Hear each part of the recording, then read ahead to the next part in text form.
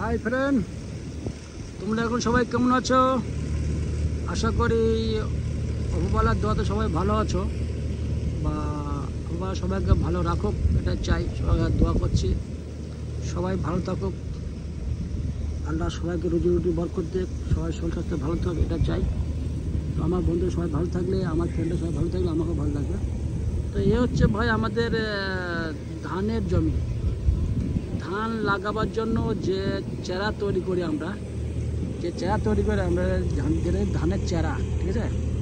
তো প্রথমে জমির মাটিকে আমরা পানি দিয়ে ওইভাবে মানে পানি দিয়ে কাঁদিয়েছিলাম। দেখো এইভাবে কাঁদিয়েছি, প্রথমে একটা দেখা যায় এইভাবে পানি দিয়ে কাটাচ্ছি। কাটানোর পরে সমান করেছি, সমান করার পরে ধানকে কল করার জন্য পানিতে ভিজে আছি।